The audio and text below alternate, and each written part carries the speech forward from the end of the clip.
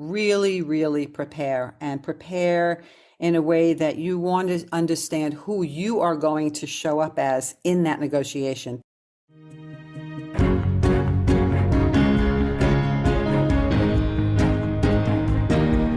Hello, everyone. Welcome to the KTS Success Factor podcast for women, where we talk about challenges senior female leaders face in being happy and successful at work. I'm your host, Dr. Sarah E. Brown. My guest today is Beth Fisher-Yoshida, and she's just written a new book, New Story, New Power, A Woman's Guide to Negotiation. And that's mostly what we're going to be talking about today. Welcome, Beth. Hi, thank you so much for having me. I'm looking forward to our conversation.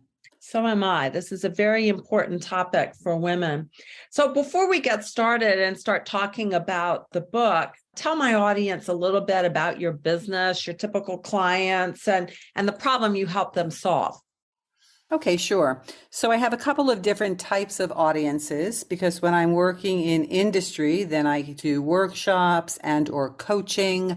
Sometimes I do a sort of a systems design to shift things around. And then I also have what I do at the university, which is teaching classes, and that's a little bit more of a scholar practitioner model. Of course, I teach all genders, but I think we're focusing a lot on women today. And so a large part of my client work is working with women and coaching them on negotiation and being more effective in the workplace. Got it. So pivoting a little bit to the book now, tell me why you wrote it. Sure. So I started to notice patterns in women I was working with over the years. And for me, I consider myself a scholar practitioner, so theory and research informs my practice, but I usually notice things in the practice part first because I'm very active in the field. So I started to notice certain patterns, and that sort of raised my curiosity, and I wanted to understand more about it. So I looked at what the existing research was, and then I also wanted to conduct my own research, interviewing hundreds of women to find out more about not only what their challenges are, but what strategies are they using that help them be effective in what they're doing? So then I thought, because I try to boil things down to their essence, then I felt that there were certain tips and skills I could talk about that could help people, especially women, so that they could have a sense of agency and be in control kind of their destiny through the process of a negotiation. Okay. And when you talk about patterns that you were observing, give me an example of a pattern so I know what we're talking about. Sure. So one example would be that a woman might say something to herself in preparation for a negotiation that really takes away her energy or takes away her power. For example, oh, I don't know if I know this person's so intimidating, do I really have the right to ask for what I'm asking for? So it casts a little bit of self-doubt. So that was a pattern. And then I would say, well, if you're already doing that in your narrative, you're taking away your energy from that situation instead of being a little bit more realistic and saying, well, maybe there are certain things I can ask for, or maybe it's the way I ask, or maybe it's how do I establish rapport? So some of those patterns of self-talk were what were getting in the way of people being more effective in their negotiations. And is this what you mean by a story? Yes. So we have lots of different stories that we tell ourselves or that we live by, even if it's not conscious. And these stories come from multiple sources ever since we're little children growing up in the social worlds that we're in, our communities, our education, our families, and so on. And now, of course, today with so much social media, instill in us all of the way we think we should be. Because the responsibility of all of these institutions and systems is to really socialize us to be effective in the world. And so they give us this messaging about what we should be and how we should do. And those are the stories that we carry, which may not be helpful to us. So are they synonymous with beliefs, or do they differ from beliefs? I think beliefs are part of what the story is. And I think that we believe our stories because we don't even notice them sometimes unless we spend specific energy focusing on, gee, what is my story? What are the influences that shape my mindset and how I think about negotiation? It's just a natural part of us. It's like the fish doesn't know it's out of water or in water until it's out of water. Then it realizes, oh, I'm living in water. So we don't even notice these stories. So it's a deeply embedded set of values and beliefs that we carry with us that we might change once we examine them and figure out what's helpful or not. Okay. So I want to ask you later how we become aware of them. But one of the concepts you talk about in your book that I'd like for you to say a little bit about here is the fact that these stories shape our brain and that men's and women's brains are wired a little differently. Can you say a little bit about that and why this is so important for women? Yes. So part of the brain wiring and part of our socialization process has to do with gender specific roles, right? So we have all that. Then we have the Hebbian theory, which says neurons that fire together wire together. So you have this pairing of neurons in our brains that shoot off and sort of tell us to do different things and which behavior and how to understand other people's behavior and so on, which happens in nanoseconds, right? So we're not aware of all that. But the deeper your habit, then the more embedded the pattern, the deeper the grooves in your brain. And so whatever it is that you've paired together is strong. So for example, if you pair fear or intimidation with negotiation, then every time you hear the word negotiation or you have to prepare for a negotiation, it's going to trigger that fear and trepidation. Whereas instead, if you say, well, let me just assert my kind of agency in here and let me see what I can do and let me reshape how I enter into a negotiation, now you're pairing effort and a different approach with negotiation to try to create a new, healthier, more constructive pattern. Okay. And this differs from men?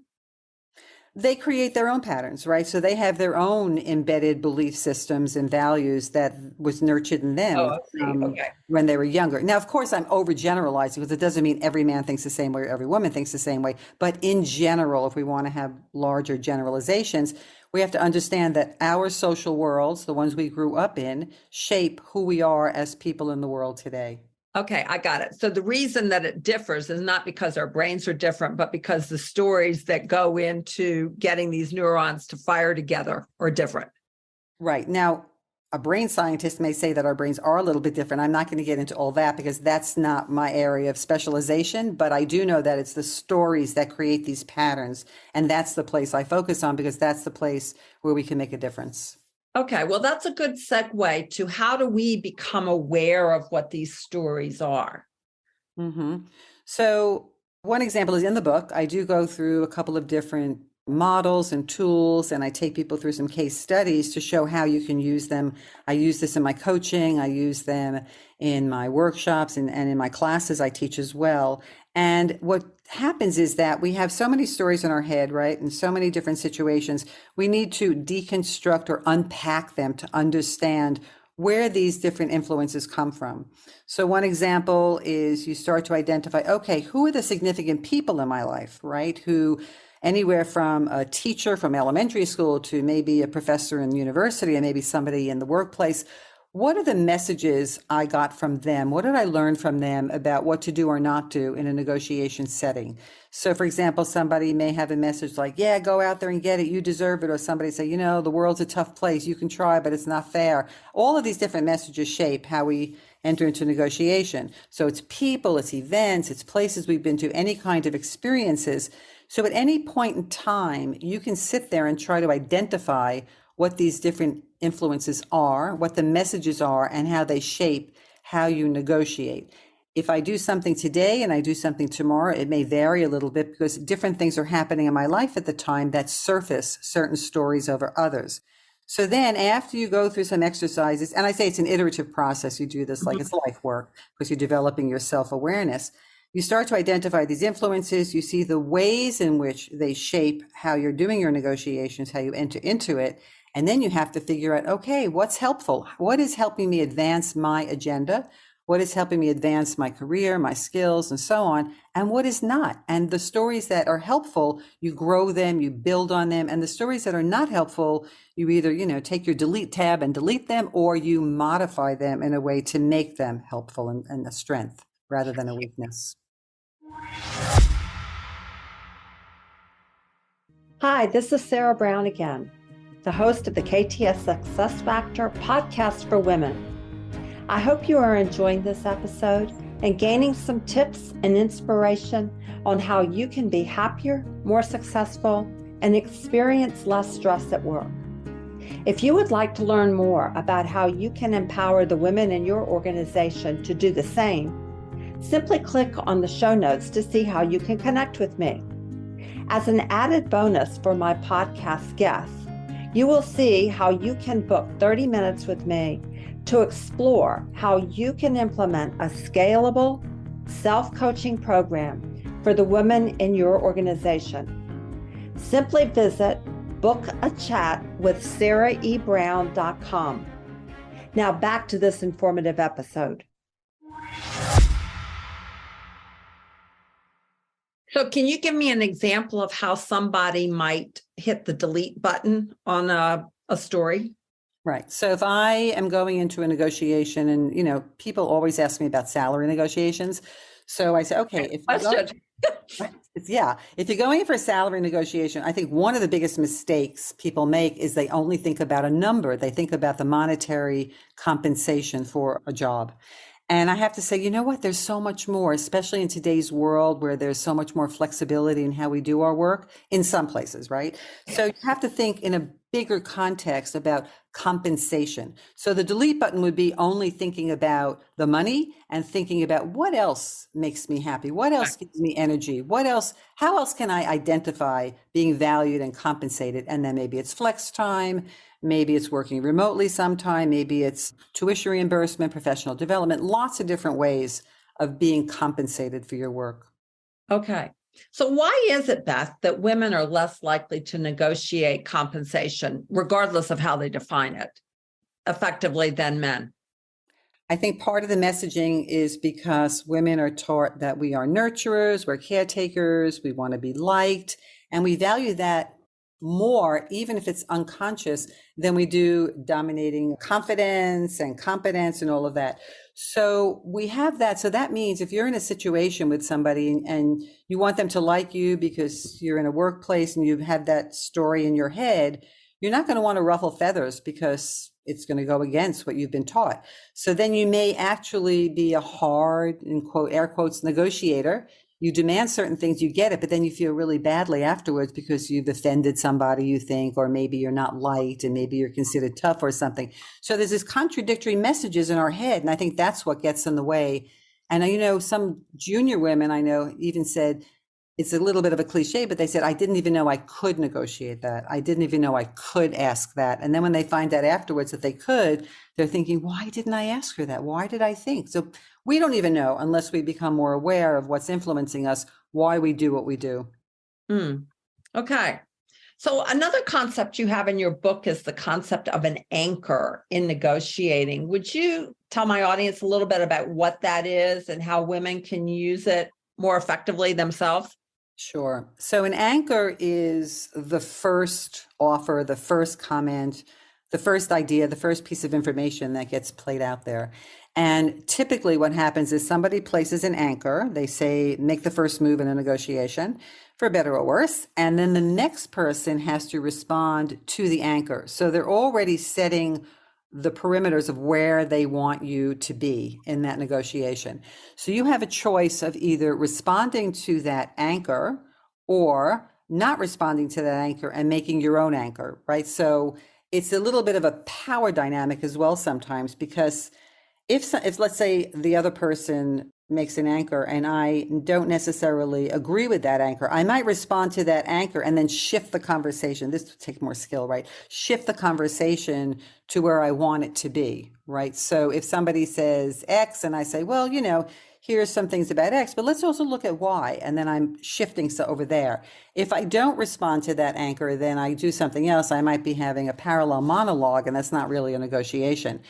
There isn't, there's different research and stories about whether it's better to place the anchor or not first, because sometimes people say, well, what's your number? What's your thing? And then you may say it, or you may say, well, let's get some more information first. So you're shifting away. So there are advantages and disadvantages to being first with an anchor or responding to an anchor.